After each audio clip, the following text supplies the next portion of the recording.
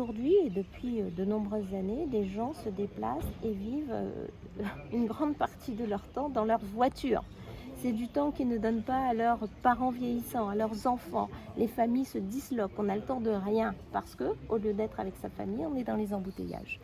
Se déplacer différemment avec du bus en TCSP, c'est simple, c'est pratique. On a des axes régionaux, on met du bus en TCSP. Aujourd'hui, le car jeune, il est dans les embouteillages. Donc, quel est l'avantage de prendre du bus aujourd'hui?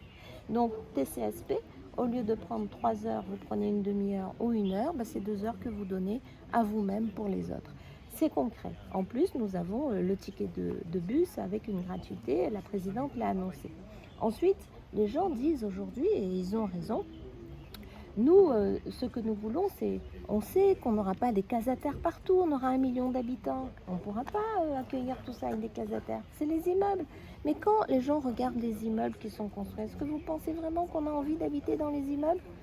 Or, on a la capacité aujourd'hui de construire différemment avec une signature architecturale réunionnaise tropicale.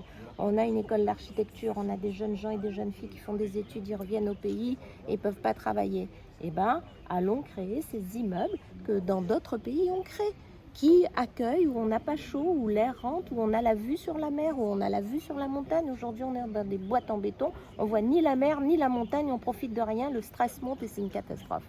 Voilà la transition écologique. La transition écologique, c'est aussi, on se sent loin de tout ça, il faut éduquer les enfants. Et l'Agence régionale de la biodiversité qu'on attend depuis des années va être créée cette année, c'est ma délégation et je tiens à ce qu'elle soit concrétisée cette année. Traitement des déchets, combien de gens me disent mais les déchets il y en a de partout. Il y a des choses très concrètes. Vous allez dans les grandes surfaces, vous allez au magasin, vous emmenez les déchets de chez vous, vous ramenez dans la grande surface, tout est là, vous déposez. Il n'y a pas de pouvoir de coercition vis-à-vis des industriels tout de suite. On n'a pas commencé à discuter. Pendant la campagne, on a rencontré des industriels, mais les industriels, ils sont d'accord de discuter pour voir comment est-ce qu'on enlève du suremballage. Quel est l'intérêt de mettre du carton sur des packs de 12? On s'en fiche. Vous mettez vos yaourts et vous prenez 6 et 6, ça fait 12, vous passez à la caisse, il y a les promotions sur 12. Pourquoi on met du carton dessus? On peut discuter avec les industriels. Ça fait d'ailleurs du coût en moins pour eux.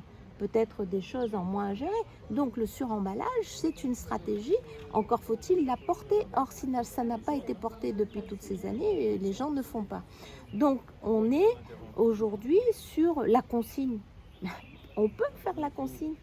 D'ailleurs, dans la loi, et Philippe Naillet avait porté un amendement là-dessus, la consigne, on peut, dans notre pouvoir d'expérimentation, dans notre pouvoir économique et notre pouvoir de décision régionale, décider de faire des consignes locales avec un système régional autour de l'économie sociale et solidaire et de l'innovation. Donc oui, on nous a enfermés sur des c'est pas possible, il faut attendre je sais pas quelle loi. Oui, on a la possibilité, quand on a la volonté politique de le faire, quand on est préoccupé par notre terre, on a la possibilité de faire des choses très concrètes. Après, demain, après-demain, si les gens ne veulent pas, il y aura la coercition. Mais commençons d'abord par faire ensemble dans l'intérêt commun de chacun.